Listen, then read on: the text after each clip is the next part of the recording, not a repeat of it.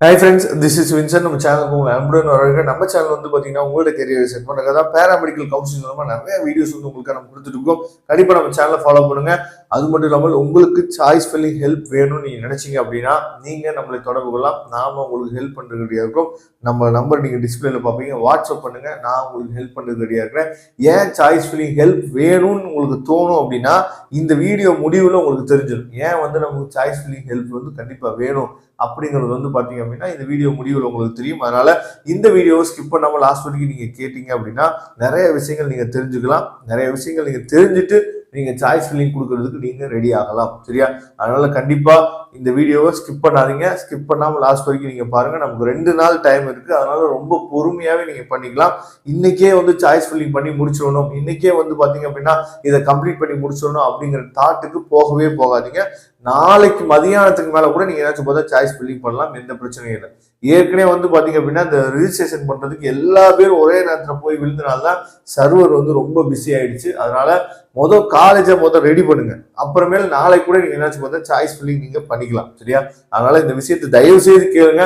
உடனே போய் பண்ணி உடனே லாக் பண்ணணும்னு சொல்லி நினைச்சிடாதீங்க. நம்ம நேற்றுக்கே டெமோ வீடியோ போட்டிருந்தோம். சரியா? ஒன்ஸ் நீங்க லாக் பண்ணிட்டீங்க அப்படின்னா அதுக்கப்புறம் அதை மாடிஃபை பண்ணவே முடியாது. அப்ப லாக் பண்றதுக்கு முன்னாடி கொஞ்சம் யோசிங்க. சாய்ஸ் ஃபில்லிங் பண்ணிட்டு லாக் கூட அப்புறமேல் பண்ணிக்கலாம். சரியா?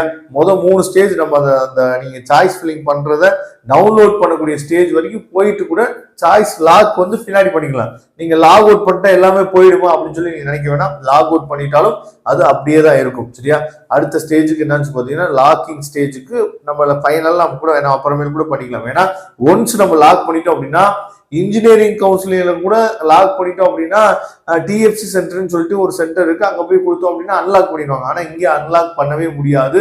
அதுல கொஞ்சம் தெளிவா இருங்க. சரியா?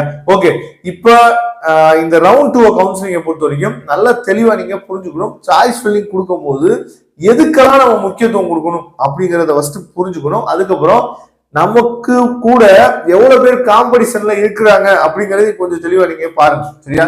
இப்ப ஃபர்ஸ்ட் ரேங்க்ல இருந்து 53,521 பேர் நம்ம என்ன பண்ண போறாங்கன்னா இந்த கவுன்சிலிங்ல கலந்துக்கலாம் சொல்லியிருக்காங்க. அதாவது கட் ஆஃப் வந்து 200ல இருந்து 125 வரைக்கும். சரியா? அப்ப மொத்தம் இருக்கிறது வந்து பாத்தீங்கன்னா 53,521 பேர். அப்ப இந்த 53,521 பேருமே இன்னைக்கு கலந்துக்குவாங்களான்னு கேட்டா கிடையாது. ஏன் கிடையாது அப்படின்னா நமக்கு வந்து ஃபர்ஸ்ட் ரவுண்ட் கவுன்சிலிங் ஏற்கனவே நடந்து முடிஞ்சிச்சு. அதாவது 160ல இருந்து 200 வரைக்கும் நடந்து முடிஞ்சிச்சு. சரியா? அதுல நிறைய பேர் என்னன்னு பார்த்தா கவர்மெண்ட் காலேஜ் எடுத்துட்டு போயிருக்காங்க. அதுல கொஞ்சம் பேர் போயிடுவாங்க. அதுக்கப்புறம் நீட் எக்ஸாம் அப்ளை பண்ணியிருப்பாங்க, அதுல கொஞ்சம் பேர் போயிருப்பாங்க. சரியா? அதுக்கப்புறம் அக்ரிக்கு கொஞ்சம் பேர் போயிருப்பாங்க, இன்ஜினியரிங் கொஞ்சம் பேர் போயிருப்பாங்க.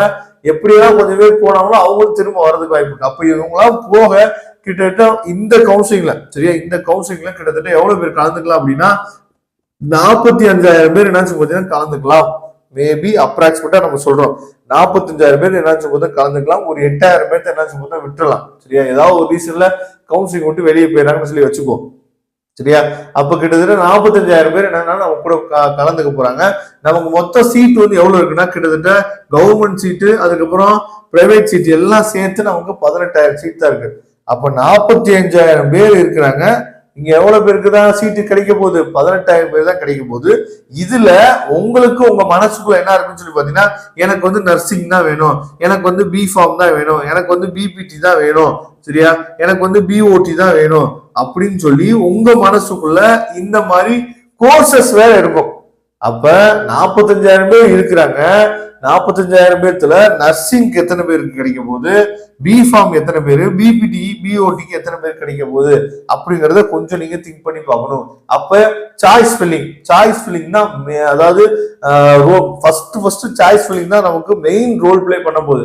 நிறைய பேர் பிளைண்டா என்ன பண்ணுவாங்க பாத்தீங்கன்னா யாரெல்லாம் ஃபர்ஸ்ட் சாய்ஸ் ஃபில்லிங் போட்டு யார் ஃபர்ஸ்ட் லாக் பண்றாங்களோ அவங்களுக்கு தான் ஃபர்ஸ்ட் காலேஜ் கொடுத்துருவாங்க அப்படின்னு சொல்லி தேவையில்லாதெல்லாம் கிளப்பி விடுவாங்க. அப்படிலாம் கிடையவே கிடையாது.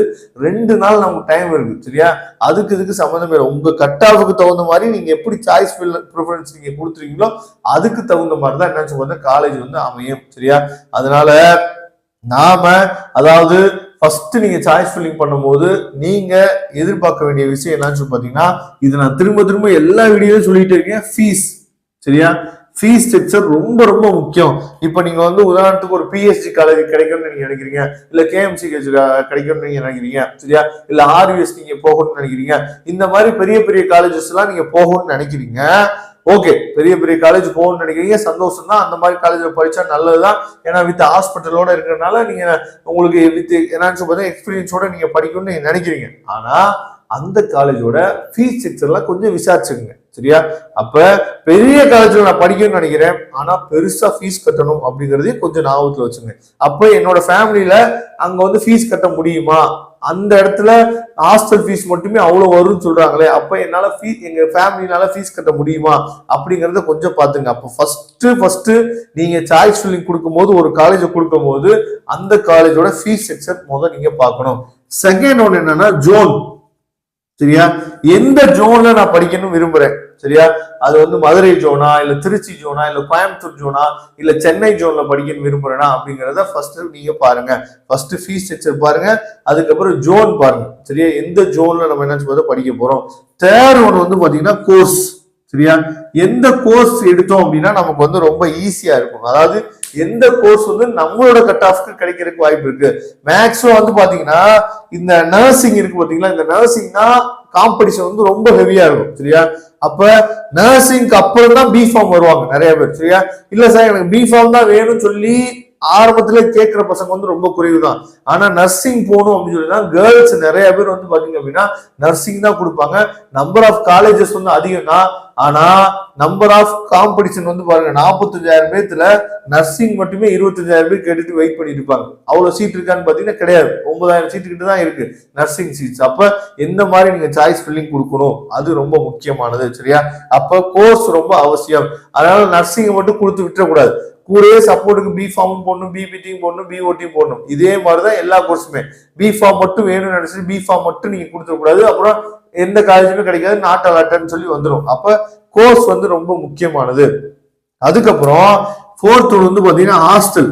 இப்ப உதாரணத்துக்கு நீங்க வந்து அதாவது நம்ம சேனல்ல ஏற்கனவே வீடியோ போட்டிருக்கோம், எந்தெந்த கோர்ஸுக்கு எந்தெந்த கவர்மெண்ட் காலேஜ்ல ஹாஸ்டல் இருக்கு. ஏன்னா நீங்க பிளைண்டா என்ன பண்ணுவீங்கன்னா எல்லா கோர்ஸையும் நீங்க போட்டுவிட்டு பசங்களுக்கு பிரச்சனை இல்லை, ஹாஸ்டல் இருந்தாலும் சரி இல்லைனாலும் சரி பசங்களுக்கு பிரச்சனை இல்லை, எப்படியாவது அட்ஜஸ்ட் பண்ணிக்குவாங்க. ஆனா கேர்ள்ஸுக்கு ரொம்ப முக்கியம். நம்ம சேனல்ல ஏற்கனவே போட்டிருக்கோம் எந்த கோர்ஸுக்கு ஹாஸ்டல் இருக்கு, எந்த கோர்ஸுக்கு ஹாஸ்டல் இல்ல அப்படிங்கிற வீடியோ வந்து நம்ம ஏற்கனவே போட்டிருக்கோம். அந்த வீடியோ உங்களுக்கு பார்க்கல அப்படின்னா நான் டிஸ்கிரிப்ஷன் பாக்ஸ்ல லிங்க் கொடுக்குறேன், எடுத்து நீங்க பாருங்க, சரியா. அப்ப இந்த 4 விஷயம் ரொம்ப முக்கியம். நீங்க சாய்ஸ் ஃபில்லிங் போடும்போது இந்த 4 விஷயம் ரொம்ப முக்கியம். அதுக்கப்புறம் தான் கட் ஆஃப், சரியா. நான் வந்து 190க்கு மேல இருக்கேன், நான் 180க்கு மேல இருக்கேன், நான் 170க்கு மேல இருக்கேன், நான் 160க்கு மேல இருக்கேன். 160க்கு மேல இருந்தீங்க அப்படின்னா நர்சிங் கிடைக்கிறதுக்கு வாய்ப்புகள் வந்து அதிகமா இருக்கு. அதே மாதிரி பிஃபார்ம் கிடைக்கிறதுக்கு வாய்ப்புகள் வந்து அதிகமா இருக்கு 160க்கு மேல இருந்தீங்க அப்படின்னா. ஏன்னா நிறைய பசங்க 160க்கு மேல எடுத்துட்டு கவர்மெண்ட் காலேஜ் கிடைக்கலன்னு சொல்லிதான் இந்த ரவுண்டுக்குள்ளே வராங்க, சரியா. அதை நீங்க தெளிவா பாத்துங்க. அதனால fee structure, zone, course, hostel, இந்த ஆர்டரை நீங்க திங்க் பண்ணி என்ன பாத்தீங்கன்னா நல்லபடியா சாய்ஸ் பண்ணி போடுங்க. ரொம்ப ரொம்ப முக்கியமானது, ரொம்ப ரொம்ப அவசியமானது என்ன பாத்தீங்கன்னா இந்த ஃபீஸ் ஸ்ட்ரக்சர். நான் ஏன் இதை திரும்ப திரும்ப மென்ஷன் பண்ணிட்டே இருக்கேன் அப்படின்னா, நீங்க அங்க போய் காலேஜ் எல்லாம் கிடைச்சிட்டு ரிப்போர்ட் பண்ண போலாம்னு சொல்லி போவீங்க, அப்போ ஒரு ஃபீஸ் ஸ்ட்ரக்சர் சொல்லுவாங்க, அதை கேட்டு நமக்கே அதிர்ச்சி ஆகும். நானே நிறைய பசங்களை சந்திச்சிருக்கேன். உடனே டிப்ளமோ கவுன்சிலிங் போட்டலாம்னு சொல்லி என்னன்னா பசங்க வந்து போயிடுவாங்க. டிப்ளமோ படிச்சீங்கன்னா 10,000 15,000 தான் உங்களுக்கு வந்து சம்பளம் கிடைக்கும். பிஎஸ்சி படிச்சா மட்டும்தான் நல்ல சேலரி கிடைக்கும். அதனால நீங்க பாத்துக்கங்க, சரியா.